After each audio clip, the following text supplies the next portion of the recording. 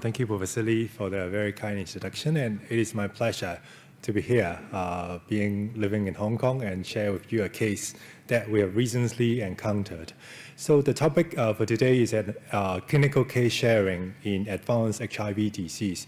I have chosen one case which contracted a re-emerging infection, which presented with a quite severe manifestation. So let's get started. So this is a male patient, age of 30s, chronic smoker, living with family, and he is an MSM, being single. He actually had the HIV disease diagnosed back in July 2020, and at that time presented with odynophagia, and was diagnosed to have CMV and Candida esophagitis. And the baseline CD4 at that time was only 14, which is very low. And HIV viral load was 4 log. And baseline genotypic resistant tests showed the presence of M184V mutation. He also sustained quite a number of other concomitant infections at that time with hepatitis C together with syphilis. And at that time, he refused lumbar puncture and was given 2 weeks of syphilis treatment and started on ART. And also we have started him with a course of HCV direct-acting agent. However, due to COVID, as he mentioned, he defaulted follow-up to us. And until this year in February, he reattended to our emergency department. At that time, he presented with generalized skin rash and some painful oral ulcer, together with some anal ulcer as well.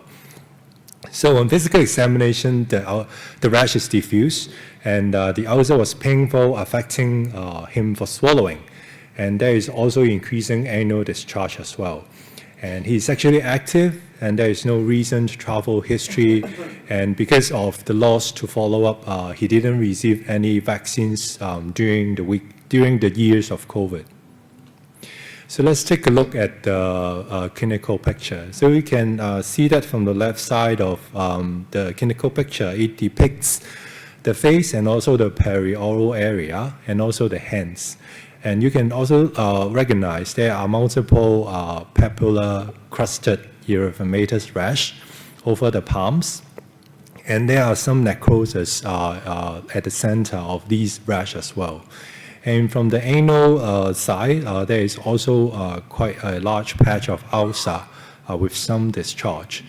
And we have also noted there are some oral thrush and with odynophagia, but the patient refused endoscopy examination. So for the initial workup, the CD4 is very low, it's single digit, 7, which is expected because he lost to follow-up for a few years. And the viral load, 4 log, and the Hep C RNA was also detected with genotype 1b. So likely in the previous hepatitis C treatment, he probably have missed or completed the whole course. So when we encounter a case of advanced HIV disease, we quite often encounter a number of concomitant infections.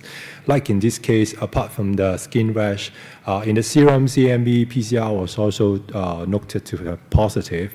And from the anal ulcer swab found herpes simplex virus 2. And the urine come back to be Neisseria, gonorrhea, PCR. And wound culture, there are a lot of different bacterial growth. So this is one of a typical case that we encounter with advanced HIV disease with multiple different infections. However, the most significant one is when we swab those necrotic lesions, we found monkeypox, which is now renamed as mpox. So this is the case of mpox, together with other several concomitant infections. So for the initial treatment, we have given him a course of acyclovir for the HSV2, and we have started echinocandin for the possible Candida esophagitis. We also covered him with ceftriaxone in view of the Neisseria, gonorrhea grown in the urine, and we resumed ART as well. And we have also started on an oral antiviral called tecovirimat for severe mpox infection, which is a potent inhibitor of the mpox, of the ovopox virus protein, which is important for formation of an infectious virus particle for dissemination. So we started on the oral tecovirimat. However, after about a month or more treatment, the symptoms actually worsen. You can recognize over the hands, the lesions are getting bigger and bigger, and with also necrosis inside the lesion, inside the middle of the lesions. And there is also increasing annual ulcer as well. And from the back of the scalp, we also noted some similar necrotic lesions, and the swab come back to be mpox as well. So we can imagine for a patient like this, he has been suffering mainly pain. And because even when he lie down, the back, the scalp also have such painful lesions. So it is quite debilitating. And there's also wound discharge, possible nosocomial secondary bacterial infections. So in view of this, our team has decided to add on the intravenous cidovovir, which is also in vitro, shown in vitro activity against monkeypox virus. And it was considered to be an add-on therapy in severe mpox case. So we tried our best to give an add-on therapy. And we have liaised with the University of Hong Kong as well to try to swap for the viral load. So we can appreciate that in March, in April, we have given 4 doses of IV cidovovir. However, the first number is the CT value, followed by the viral load in bracket. So we can see from the different sites of the swab, the viral load seems remained static, which is quite high over those lesions. And so in view of this, we stopped the cidovovir, because cidovovir, there is a chance of causing nephrotoxicity. So we stopped cidovovir and continued on tecovirimat. However, in the recent 1 month, the albumin and the body weight are both dropping, and we have referred dietitian and started him on parenteral nutrition on top of the oral feeding.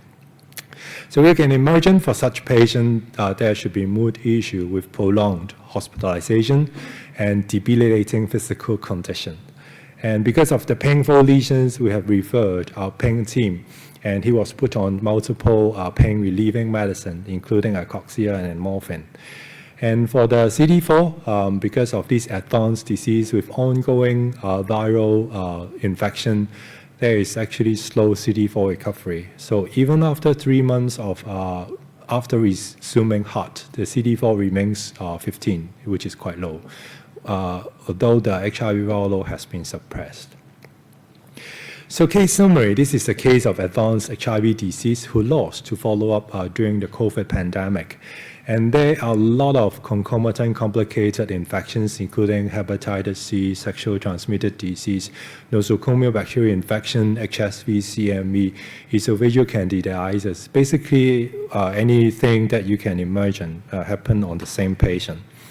So he unfortunately contracted what we call a re-emergent infection, which is mpox, and he's one of the case that is present with severe manifestation, with refractory skin lesions, debilitating condition, which cause a decrease in quality of health, quality of life. And there are also mood and nutrition issues as well, with poor clinical outcome and prognosis. So I'm not going into detail. I think most of you in the audience knows about mpox. And so it's actually a virus first identified in 1970. And there's a global outbreak of mpox in Europe in 2022. And WHO declared health emergency of international concern in 2022, and now renamed as mpox to reduce stigma to monkey and direct contacts, and there should be some systemic illnesses. So there are actually some other cohorts. You can see from this picture in a cohort done in the United States, published in the MMWR, and notice similar necrotic lesions. So you can see the highlight here. HIV infection is actually one of the risk factor for having a severe manifestation of Mpox. And the treatment was given in the US cohort, includes tecovirimat, variola, immunoglobulin. We tried to look for these immunoglobulin. However, we failed to get this drug to arrive in Hong Kong. So what we can do is to give the tecovirimat and also IV cidofovir. And from this cohort also, for CD4 less than 50, there is an increasing chance of having severe Mpox as well. So to summarize, the salient points from this case is that for advanced HIV infection, they are vulnerable to re-emerging infection, like in this case, Mpox, with severe manifestations. And in our case, unfortunately, he sustained significant complications with morbidity and mortality, and may have been related to factors in addition to Mpox, because there are a lot of other HIV-related OI happened in the same case. Tecovirimat, cidofovir, and immunoglobulin are potential treatment options, but still, in our case or in some other cases published in that cohort, also failed, and some of them died in the US cohort. So it highlights the importance of engaging all persons with HIV in sustained care and ending the HIV epidemic, and most importantly for our at-risk case, we also recommend the monkeypox vaccine. So thank you.